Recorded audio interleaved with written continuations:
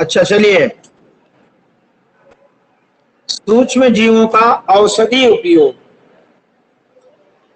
बच्चों, जब कभी हम बीमार पड़ते हैं, मतलब जब हम लोग बीमार होते हैं तो हम डॉक्टर के पास जाते हैं और डॉक्टर क्या करता है, हमें पेनिसिलिन का इंजेक्शन देता है। किसका इंजेक्शन देता है? सर पेनिसिलिन का। पेंसिलिन का मतलब? अथवा पेनिसिलिन एक प्रकार की दवाई है, गोली है, जो जैसे कि पोलिया। आए, जैसे कि पोलिया। पेनिसिलिन एक पोलियो की प्रकार दवाई का जो, हाँ, पेनिसिलिन एक प्रकार का जो है एंटीवायरस है, जीव प्रतिजैविक गोली है। एंटीवायरस यानी जो वायरस होते हैं या जो जीवाणु होते हैं उन पर वो उनका रिएक्शन को रोकते हैं। समझ रहे हैं ना? जैसे कि हम और यस आप, सर। जो मान लो हम और आप एक दूसरे को पकड़कर खींचने की कोशिश करें, तो आप हमें अपनी ओर खींचोगे और हम आपको अपनी ओर खींचेंगे। तो जिसकी जितनी ताकत होगी वो उसको खींच लेगा, है कि नहीं? Yes sir. तो उसी तरह से जब हम बीमार पड़ते हैं तो हमें डॉक्टर औषधि के रूप में देता है इसे, जिससे हम जिस बीमारी से ग्रसित हैं उसको, उस बीमारी के जो तत्व हैं उनको ये दवा खींचकर बाहर हमारी बॉडी से निकाल देती है। इसी को हम एंटीबॉडी एंटीबॉडी कहते हैं, अर्थात प्रतिजैविक गोली या कैप्सूल देता है, तो इसे एंटीबॉडी कहते हैं। आजकल कोरोना वायरस है ना, यस सर। तो सब लोगों को देखो इम्यूनिटी बूस्टर के लिए, यानी इम्यूनिटी बढ़े, इसके लिए जो टीके लग रहे हैं, ठीक नहीं है सर, ना? वैक्सीन लग रही है अब तो। ऑनलाइन वैक्सीन लग रही हाँ है। सॉरी, हाँ वही टीका या वैक्सीन, टीका भी उसे कहते हैं, वैक्सीन को। Yes sir. तो जब हम बीमार पड़ते हैं तो डॉक्टर हमें पेनिसिलिन प्रतिजैविक की गोली अथवा कैप्सूल देता है, यानी ये इंजेक्शन देता है। और ये जो बीमारी होती है, हमें जो भी बीमारी हुई होती है, उस बीमारी में जो सूक्ष्म जीव हैं उसको ये नष्ट कर देता है। या जो सूक्ष्म जीव बढ़ने वाले होते हैं, जो अपना वृद्धि विकास करते रहते हैं हमारी बॉडी में, जिनकी वजह से हम बीमार होते हैं, उनको ये नष्ट कर देते हैं। इसी को प्रतिजैविक या एंटीबायोटिक कहते हैं। समझ रहे हैं ना पेनिसिलिन क्या है? तो यस पेनिसिलिन सर। एक एंटीबायोटिक दवा है, या प्रतिजैविक, प्रतिजैविक हिंदी वर्ड है और एंटीबायोटिक इंग्लिश वर्ड है। तो प्रतिजैविक ऐसा दवा है जो जो भी रोग हमें होता है उस सूक्ष्म जीवों को मार देने का काम करता है। इससे जो हमारे बॉडी में रहे हुए जीवाणु हैं या सूक्ष्म जीव हैं वो मर जाते हैं। आजकल के जमाने में हम देखते हैं कि जो जीवाणु या कवक हैं, ये हमें अनेक प्रतिजैविक औषधियों का उत्पादन होने, मतलब हम जीवाणु और कवक से अनेक प्रकार के प्रतिजैविक औषधि बना रहे हैं। तो अगर हम एंटीबायोटिक या प्रतिजैविक की बात करें तो स्ट्रेप्टोमाइसिन, कौन सी? स्ट्रेप्टोमाइसिन, टेट्रासाइक्लिन और एरिथ्रोमाइसिन, ये तीन जो दवाइयां हैं सामान्य रूप से उपयोग की जाने वाली प्रतिजैविक है। तो अगर बोले भाई कि ये कौन प्रतिजैविक के नाम या लिखिए या एंटीबायोटिक के नाम लिखिए, तो कौन कौन से एंटीबायोटिक? स्ट्रेप्टोमाइसिन, टेट्रासाइक्लिन और एरिथ्रोमाइसिन, ये एंटीबायोटिक है। इनका काम क्या है पता चला आपको? Yes sir. क्या काम करते हैं ये? अपने शरीर के अंदर के वायरस निकालते हैं। हाँ, हमारे शरीर के अंदर सूक्ष्म जीवों को या जीवाणुओं को ये मारते हैं, उनसे लड़ते हैं और उनको बाहर निकाल फेंकते हैं, तब हम जाकर स्वस्थ हो पाते हैं। तो ये किससे बन रहे हैं? कवक, और जीवाणु से उत्पादित किए जाते हैं। अच्छा, ये कैसे बनते हैं? तो ये जो है किसी विशेष प्रकार के सूक्ष्म जीव से बनाए जाते हैं। किससे बनते हैं? विशेष प्रकार के सूक्ष्म जीव से ये सूक्ष्म जीव। प्रतिजैविक बनते हैं। इन्हें हम अनेक रोगों के चिकित्सा में उपयोग करते हैं। ठीक है। Yes sir. जो अलेक्जेंडर, आपको चित्र दिख रहा होगा एक Yes, sir. वैज्ञानिक का। अच्छा, यहाँ पे ये देखिए, ये अलेक्जेंडर फ्लेमिंग है। कौन है? Alexander Fleming. इन्होंने ही पेनिसिलिन की खोज की थी। पेनिसिलिन नामक जो दवा है, जो अभी आप बोले ना कि पेनिसिलिन क्या है, वो यस सर। एंटीबायोटिक दवा है। इसकी खोज इन्होंने की थी, जिनका नाम था अलेक्जेंडर फ्लेमिंग। हमारे बॉडी में जीवाणु से बचाव हो सके, इसके लिए इन्होंने पेनिसिलिन नामक एक दवा बनाई। और ये जो दवा है, ये फफूंद जीवाणु को वृद्धि को रोकती है। फफूंदी वाले, मतलब कि बहुत सारे जीवाणु फफूंदी द्वारा मारे जा सकते हैं, इसलिए फफूंदी से पेनिसिलिन बनाई गई। तो पेनिसिलिन किससे बनी है? फफूंदी से। ओके। बनाने वाले वैज्ञानिक कौन है? Alexander Fleming. किस प्रकार की दवा का आविष्कार किया? पेनिसिलिन का। किस सन में किया? 1929 में। क्लियर हुआ? Yes Yes, sir. sir. Yes, sir. आज भी देखते हैं, जैसे कोरोना वायरस में जो व्यक्ति को कोरोना वायरस हो जाता है, उसकी जब दवा होने के बाद उसका जो ब्लड लेकर चढ़ाते थे पहले, है ना, उसकी दवा कर रहे थे ना अभी बहुत सारे। अभी तो ये बंद हो गया है, Yes, sir. पर जो व्यक्ति को कोरोना वायरस हो गया था और उनका इलाज होने के बाद वो ठीक होते थे, तो उनका ब्लड लेकर जो व्यक्ति कोरोना ग्रसित हैं उन पर इलाज किया जा रहा है। ठीक है। तो बच्चों, हमने ये देखा कि एंटीबायोटिक या प्रतिजैविक क्या है। प्रतिजैविक या एंटीबायोटिक ये सूक्ष्म जीवों से हमारे शरीर में रक्षा करती है। ये ऐसी औषधि है जो हमारे जीवाणुओं से हमें बीमार जीवाणुओं से बचाती है। एंटीबायोटिक कौन कौन है? स्ट्रेप्टोमाइसिन, टेट्रासाइक्लिन और एरिथ्रोमाइसिन। तुमने नोटिस किया होगा, जब तुम बीमार होते हो या कोई भी, हम हो आप हो, कोई बीमार होते हैं तो डॉक्टर एक छोटी सी दवा उसके साथ देता है, मतलब जो बीमारी की दवा होती है उसके अलावा दवा देता है। तो वही है एंटीबायोटिक, कि कोई दवा रिएक्शन ना करे इसके लिए वो हमें देता है। ये तो रही मनुष्यों के लिए पेनिसिलिन। अब है कि पशुओं के लिए, और जो कुक्कुट होते हैं, कुक्कुट यानी मुर्गी पालन की क्रिया होती है। कौन सी क्रिया? मुर्गी पालने की क्रिया। पशु आहार और कुक्कुट आहार में भी प्रतिजैविक मिलाए जाते हैं। इससे फायदा क्या है? तो इससे पशुओं को फायदा होता है और उन्हें भी सूक्ष्म जीवों से बचाया जा सकता है, यानी उन्हें भी संक्रमित होने से बचाया जा सकता है। यानी मनुष्य ही नहीं, पशुओं को भी, और मुर्गे, कुक्कुट यानी मुर्गी पालन, जो मुर्गी पालते हैं, उनमें भी प्रतिजैविक उनको कैसे दिया जाता है? उनके खाने में, चारे में मिलाकर या भोजन में मिलाकर, क्योंकि वो हमारी तरह खाएंगे तो है नहीं, और हम इंसान समझदार व्यक्ति है, उसको दवा दे दोगे तो खा लेगा।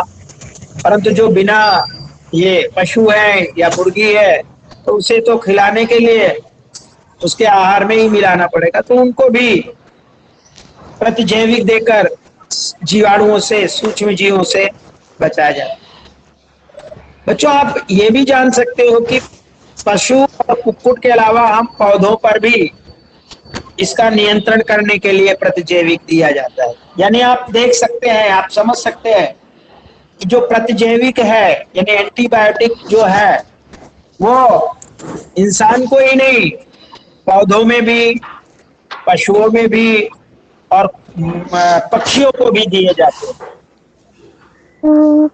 अच्छा, आपको ध्यान क्या रखना है प्रतिजैविक लेते समय या एंटीबायोटिक दवा लेते समय? आपको याद रखना है बच्चों कि आप डॉक्टर की सलाह पर ही प्रतिजैविक दवा लें, अपने मन से ना लें।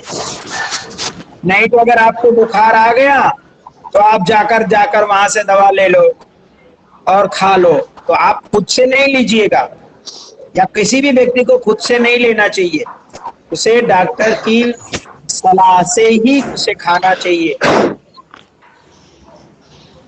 यदि कोई भी व्यक्ति प्रतिजैविक उस समय लेगा जब उसकी आवश्यकता नहीं है, तो अगली बार जब वो बीमार होगा तो उसे प्रतिजैविक की आवश्यकता होगी तो वो उतना इफेक्टिव नहीं होगी।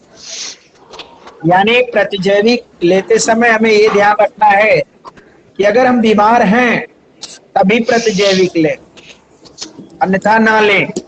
और अगर ले लेते हैं तो अगर हम बीमार पड़े तो वो दवा जो जितना अपना प्रभाव डालने वाली है वो फिर डालेगी नहीं। जिन्हें बात अभी बेटा थोड़ा आवाज, कुछ लोग माइक ऑन रखे हो तो बंद कर लो, माइक बंद कर लो, इससे क्या फड़फड़ फड़फड़ की आवाज आती है। माइक म्यूट कर लो। अंकित, हाँ, इससे क्या फड़फड़ाहट की आवाज नहीं है। मेरी आवाज ना आए तो तुरंत माइक खोलकर बता देना कि सर आवाज नहीं आ।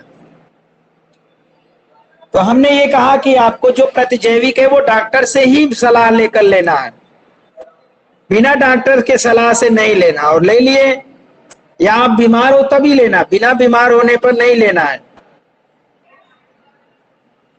ये जो प्रतिजैविक हैं ये हमारे शरीर में उपस्थित जीवाणु को नष्ट कर देते हैं अगर हम बिना मतलब का लेते हैं। तो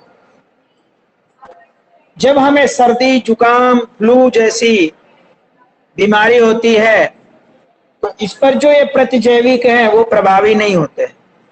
इसका वजह क्या है कि ये जो हैं ये विषाणु द्वारा होते हैं, ना कि जीवाणु द्वारा। तो जो प्रतिजैविक है वो जीवाणुओं के माध्यम से बनाई जाती है, ना कि विषाणु के द्वारा। इसीलिए जब सर्दी खांसी होती है या वायरस से संबंधित जो रोग होते हैं उस पर प्रतिजैविक बहुत ही, यानी जीवाणुओं से होने वाले रोग, तो जो जीवाणु से बनाए जाने वाले प्रतिजैविक है उस पर इसका प्रभाव नहीं पड़ता। यानी जब हमें सर्दी खांसी हो जाती है, आज आप देख रहे हो कोरोना वायरस, इसका जो इलाज है इतनी जल्दी इसीलिए संभव नहीं हो पा रहा है। अगर ये कोरोना वायरस ना होकर जीवाणु वायरस होता तो अभी तक इसकी प्रतिजैविक बन गए, अभी तो दवा बन गई है, परंतु पहले नहीं बन पाई। इसीलिए कि वायरस पर जो दवा बनाने की प्रोसेस है या वैक्सीन बनाने की जो प्रोसेस है वो बहुत लंबी होती है, क्योंकि वायरस के बारे में हमने सीखा कि हर जगह अपना विकास करता है, चाहे ठंडी हो, गर्मी हो, दलदल हो, मरुस्थल हो, कोई भी हो, खूब ठंडा स्थान हो, खूब गर्म वाला स्थान हो, चाहे कोई भी हवा हो, पानी हो, XYZ कोई भी एरिया ले लो, वहां पर वायरस अपना गुणन कर ही लेता है, विकास कर ही लेता है। ठीक है बच्चों, इसीलिए ये जो कोरोना वायरस है उसकी दवा बनाने में काफी टाइम लगता है। अच्छा, हमने आपको बताया कि जो प्रतिजैविक है वो जीवाणुओं पर ही ज्यादा प्रभावी है, क्योंकि ये जीवाणु का प्रतिजैवी बनाया जाता है। अब हम बात करेंगे टीके की, जिसे वैक्सीन कहते हैं। जब रोग कारक सूक्ष्म जीव जो रोग उत्पन्न करते हैं हमारे शरीर में प्रवेश करते हैं तो उनसे लड़ने के लिए हमारा शरीर प्रतिरक्षी उत्पन्न करता है। यानी जैसे कोई व्यक्ति अगर हमसे लड़े तो हम क्या करते हैं, उससे लड़ना शुरू करते हैं। उसी तरह से हमारे बॉडी के अंदर जब सूक्ष्म जीव प्रवेश कर जाते हैं तो उनसे लड़ने के लिए हमारा शरीर प्रतिरक्षी उत्पन्न करना शुरू करता है। शरीर को यह भी स्मरण रहता है कि वही सूक्ष्म जीव अगर हमारे शरीर में फिर से प्रवेश करता है तो उससे किस प्रकार लड़ा जाए। मतलब जब कोई सूक्ष्म जीव जो रोग उत्पन्न करते हैं हमारे बॉडी में जाते हैं तो हमारा शरीर प्रतिरक्षी उत्पन्न करता है, और प्रतिरक्षी जो है उन्हें पता है कि हम इस रोग से हमको कैसे लड़ना है, इस सूक्ष्म जीव से हमें कैसे लड़ना है। अगर दोबारा वो हमारे बॉडी के अंदर प्रवेश करते हैं तो उसे समझ में आ जाता है कि हम इससे कैसे लड़ें, अर्थात उस सूक्ष्म जीव को कैसे नष्ट करें। यानी मृत अथवा निष्क्रिय सूक्ष्म जीवों को जो स्वस्थ व्यक्ति है उसके शरीर में प्रवेश कराया जाए तो शरीर की जो कोशिकाएं हैं उसी के अनुसार लड़ने में प्रतिरक्षी उत्पन्न करती है। ठीक है, और ये जो प्रतिरक्षी है हमारे शरीर के सदा के लिए बनी रहती है, यानी एंटीबायोटिक हमारे शरीर में सदा के लिए बनी रहती है, तथा रोग कारक सूक्ष्म जीवों को हमारे शरीर से सदा के लिए सुरक्षा देती रहती है। तो इसीलिए आज कोरोना वायरस के समय में वैक्सीन का टीका दिया जा रहा है, जिससे जो वायरस है उससे हमारी रक्षा हो सके। यानी कोरोना वायरस का जो वायरस है उससे लड़ने में ये जो हमारा टीका है तो हमें मदद करता है, और उसको फिर पता हो जाता है कि हमें इससे कैसे लड़ना है। ठीक उसी तरह से जो ये जीवाणु द्वारा होने वाले, सूक्ष्म जीव द्वारा होने वाले रोग हैं उनसे हमारे बॉडी को पता हो जाता है कि हमें इससे कैसे लड़ना है। जैसा हम सभी जानते हैं कि जब हमें हैजा, क्षय, चेचक या हेपेटाइटिस जैसी बीमारी होती है तो उस पर हम वैक्सीन लेते हैं या टीके लगवाते हैं। अभी तो हैजा, क्षय, चेचक या हेपेटाइटिस ये छोटे उम्र में ही बच्चों को वैक्सीन लगवा दिया जाता है। ये जो टीका है बच्चों, टीके की खोज किसने की? तो एक वैज्ञानिक हैं जिनका नाम है एडवर्ड जेनर। इन्होंने चेचक नामक टीके की खोज की थी। एडवर्ड जेनर ने चेचक रोग जो होता है, अब चेचक रोग जो हम लोग छोटी माता बड़ी माता बोलते हैं ना, वो हो जाता है तो चेहरे पे दाग दाग हो जाते हैं, यही है चेचक रोग। आपने देखा होगा आप जब छोटे थे तो आपको बचपन में अनेक रोगों से लड़ने के लिए टीके दिए गए थे। आज आप देख रहे हो कि कोरोना वायरस से लड़ने के लिए हमारे देश ने वैक्सीन लगवाने की एक लहर सी ला दी है ना।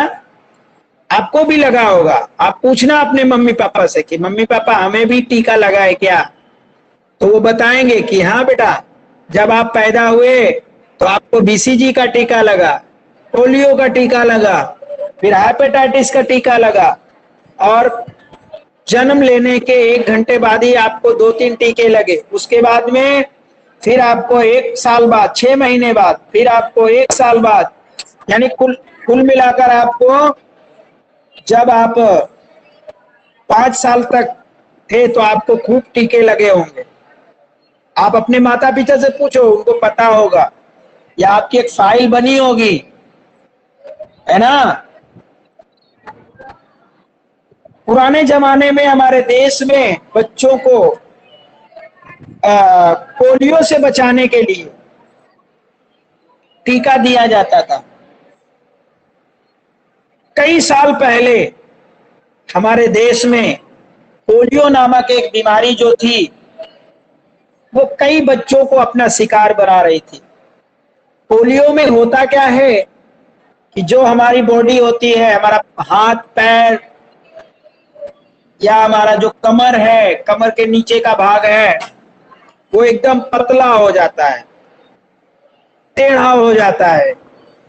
इससे लाखों बच्चे ग्रसित हो गए थे हमारे भारत के, और अपंग अपाहिज हो गए, चलने फिरने से मोहताज हो गए।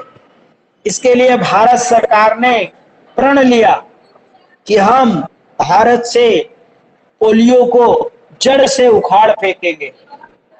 तो जब आपको आज भी याद होगा कि जब आप 5 साल तक थे तो रोज आंगनबाड़ी वाली हर महीने या जो डॉक्टर लोग हैं आपको आकर 2 बूंद पिलाते थे कि नहीं? Yes sir. आप 5 साल तक हुए तब तक आपको हर महीने टीका पिलाने वाली आ जाती थी और आपकी अंगुली में निशान भी लगा देती थी कि हाँ आप पी लिए हो। Yes sir. सभी बच्चों ने पिया है कि नहीं? Yes sir. हाँ सभी ने पिया। बेटा आप लोग बहुत खुश किस्मत वाले हो, आप लोग बहुत भाग्यशाली हो कि हमारे देश ने पोलियो के टीके को अपनाकर पोलियो को जड़ से मुक्त कर दिया। आज से लगभग 30-35 वर्षों पहले ये जो बीमारी है पोलियो की, उसने कई बच्चों को अपना शिकार बनाया और उन्हें आजीवन अपंग कर दिया, अपाहिज कर दिया। समझ रहे हैं पोलियो कितना खतरनाक था? Yes sir. इसकी एक घटना हमारे गांव में भी है। एक लड़की है बेचारी जो आजीवन अपाहिज है, यानी उसको कुछ हुआ नहीं, बॉडी वॉडी सब अच्छी है, पर पैर जो है उसके लकवा मतलब पोलियो से ग्रसित है। तो पोलियो से पैर पर ज्यादा इफेक्ट डालती थी, कमर के नीचे एकदम पैर पतला हो जाता है। परंतु आज हमारे देश में हम आपको गर्व से कह सकते हैं कि हमारे देश में अब पोलियो का कोई ऐसा जो है पोलियो से ग्रसित कोई भी बच्चा नहीं मिला। इससे हम कह सकते हैं कि आज हमारा देश पोलियो से नस्तो नाबूद कर दिया है। ठीक उसी तरह चेचक नाम की बीमारी होती थी पहले, तो इसके लिए भी पूरे देश ने ही नहीं बल्कि पूरे विश्व में अभियान चलाया गया और चेचक को दूर किया गया, और आज पूरे वर्ल्ड में चेचक एकदम खत्म हो गया है। लेकिन आज सबसे बड़ी समस्या हमारे सामने कोरोना वायरस की है, जिस वायरस ने हमको आपको शिक्षा से वंचित करके रखा हुआ है और हमें इस तरह आपको शिक्षा देनी पड़ रही है। बहुत सारे लोगों की नौकरियां भी खा डाला है उस कोरोना वायरस ने, बहुत सारे घरों को उजाड़ भी दिया है।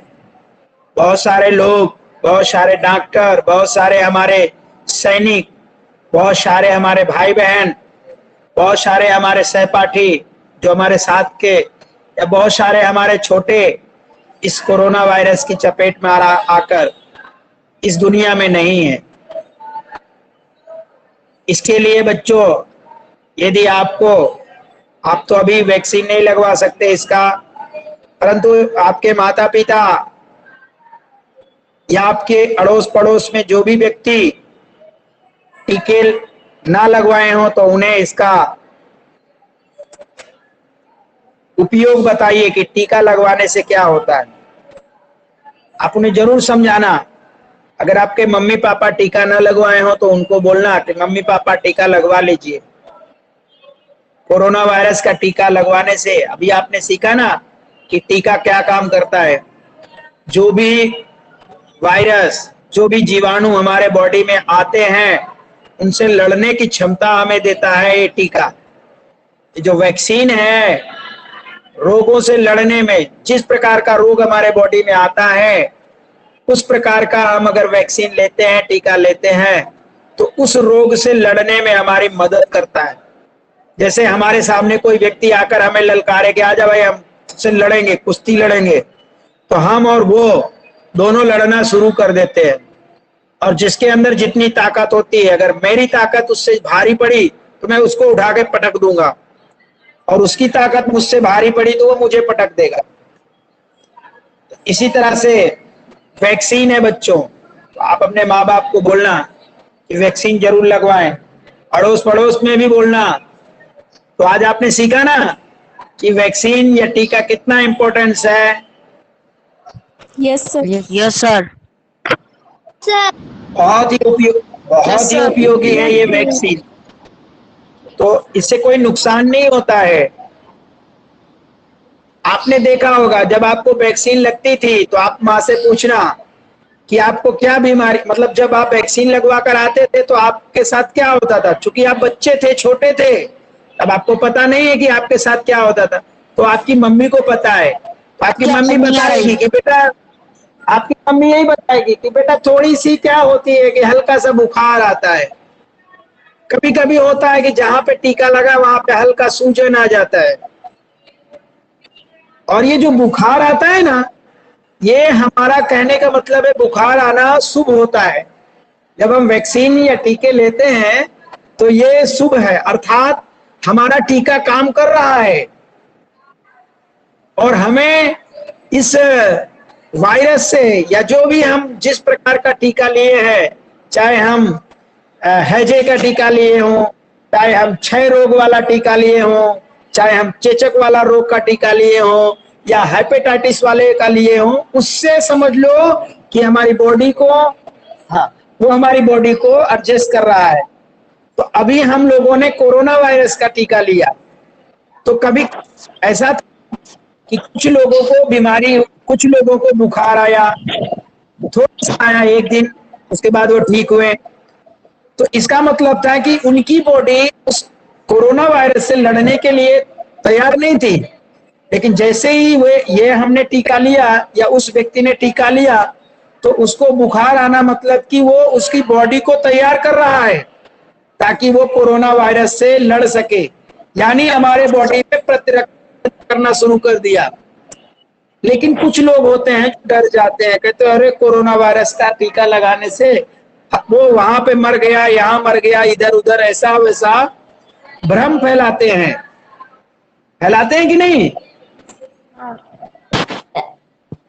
हेलो, तो हमें बेटा भ्रम में नहीं जाना चाहिए, वहम नहीं फैलाना चाहिए, जो है ना, हमें नहीं भ्रम में आना चाहिए।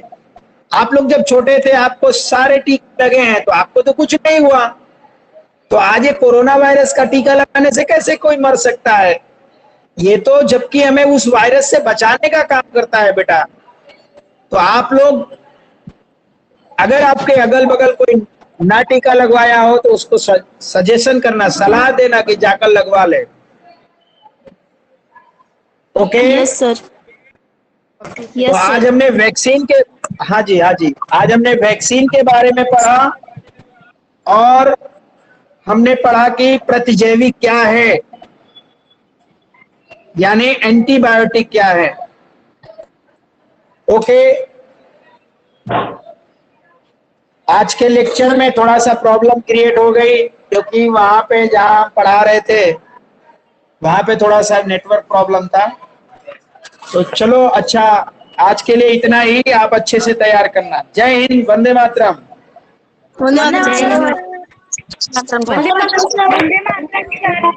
वंदे मातरम, सभी को वंदे मातरम।